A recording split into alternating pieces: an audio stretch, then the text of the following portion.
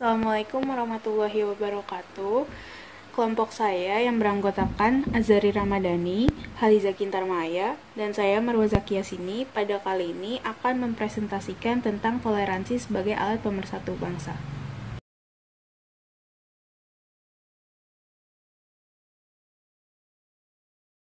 Nah, apa pengertian dari toleransi? Toleransi sendiri berarti suatu sikap atau perilaku di mana manusia menghormati atau menghargai tindakan atau keputusan yang diambil oleh orang lain, baik dalam bentuk perbuatan maupun tindakan. Nah, toleransi ini merupakan awal dari sikap menerima bahwa perbedaan bukanlah sesuatu yang salah. Justru perbedaan membuat hidup kita lebih berwarna dan tidak monoton. Contohnya, perbedaan suku, ras, dan agama. Nah, dengan perbedaan tersebut, diharapkan manusia bisa memiliki sikap toleransi terhadap segala perbedaan yang ada dan berusaha hidup rukun dengan sesamanya. Terkait pentingnya toleransi, Allah Subhanahu wa taala menegaskan dalam firman-Nya yang berbunyi, "Wa minhum may yu'minu bihi wa minhum may yu'minu bihi wa rabbuka a'lamu bil mufsidin. Wa in kazzabuka faqul li amali wa lakum amalukum antum bari'una mimma amalu wa ana bari'um mimma ta'malun." Yang artinya, dan di antara mereka ada orang-orang yang beriman kepadanya Al-Quran, dan di antaranya ada pula orang-orang yang tidak beriman kepadanya. Sedangkan Tuhanmu lebih mengetahui tentang orang-orang yang berbuat kerusakan. Dan jika mereka tetap mendustakanmu Muhammad, maka katakanlah, bagiku pekerjaanku dan bagimu pekerjaanmu. Kamu tidak bertanggung jawab terhadap apa yang aku kerjakan, dan aku pun tidak bertanggung jawab terhadap apa yang kamu kerjakan. Quran Surat Yunus ayat 40-41. Kesimpulan dari ayat tersebut ialah, yang pertama, umat manusia yang hidup setelah diutusnya Nabi Muhammad SAW terbagi menjadi dua golongan. Ada umat yang beriman terhadap kebenaran kerasulan dan kitab suci yang disampaikannya, dan ada pula golongan orang yang mendustakan kerasulan Nabi Muhammad SAW dan tidak beriman kepada Al-Quran. Yang kedua, Allah Subhanahu wa Ta'ala Maha mengetahui sikap dan perilaku orang-orang beriman yang selama hidup di dunia senantiasa bertakwa kepadanya. Begitu juga orang kafir yang tidak beriman kepadanya. Yang ketiga, orang yang beriman harus tegas dan berpendirian teguh atas keyakinannya. Ia tegar meskipun hidup di tengah-tengah orang yang berbeda keyakinan dengan dirinya. Nah, seperti yang kita tahu, manusia dianugerahi oleh Allah berupa nafsu. Nafsu membuat kita bisa merasakan dua hal, yaitu rasa cinta kepada sesama kita dan rasa benci juga terhadap sesama kita. Nah, tapi rasa nafsu sendiri bisa berubah menjadi rasa benci hanya karena nafsu yang tidak bisa kita kendalikan. Nah, nafsu yang berubah menjadi benci ini bisa menyebabkan permusuhan yang bisa berimbas kepada perilaku kekerasan. Sedangkan Allah sendiri melarang perilaku kekerasan terhadap siapapun.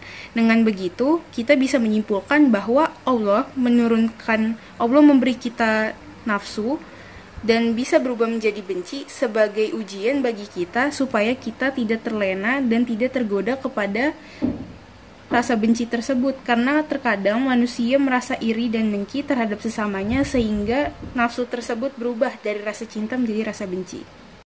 Saya akan menjelaskan dalil tentang toleransi yang terdapat dalam Quran Surat Al-Maidah ayat 32.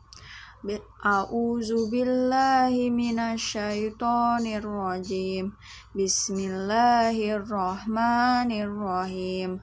Min ajli dzalika katabna ala bani Israila annahu man qatala nafsan bighairi nafsin aw fasadi fil ardi faka'annama faka'annama qatalan nasa jami'ah wa man ahyaha faka'annama ahyan nasa jami'ah walaqad ja'atuhum rusuluna bil bayyinati summa inna kasiro minhum ba'da dzalika fil ardi la musrifun.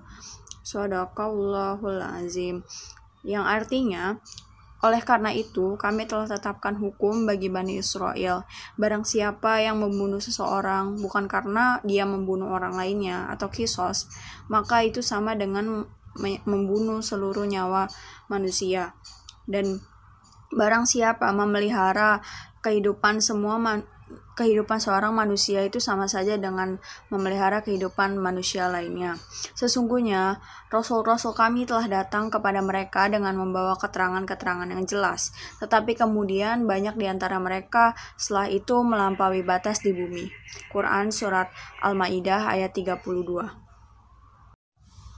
Terdapat beberapa kesimpulan yang dapat kita ambil dari ayat tersebut. Yang pertama adalah nilai kehidupan seorang manusia itu sepanjang hidupnya berkaitan dengan orang lain.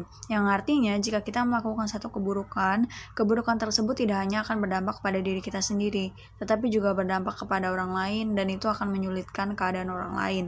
Yang kedua, apabila kita berbuat baik, itu akan berdampak baik terutama bagi diri kita sendiri. Sementara itu, kita tidak akan bersifat mengancam dan membahayakan orang lain. Kemudian, yang kedua adalah nilai suatu pekerjaan manusia yang berhubungan dengan penyelamatan jiwa seseorang, seperti polisi, dokter, dan lain-lainnya.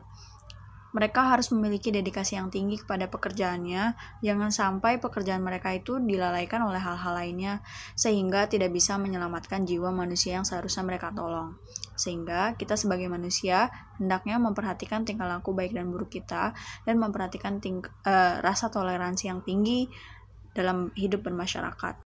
Setidaknya ada 3 contoh yang dapat kita lakukan untuk menerapkan perilaku mulia terkait toleransi sebagai alat pemersatu bangsa.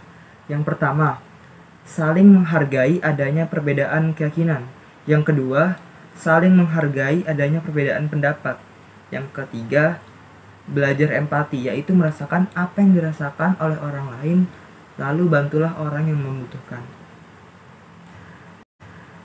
Sekian presentasi dari kelompok kami, kurang dan lebihnya mohon dimaafkan. Wassalamualaikum warahmatullahi wabarakatuh.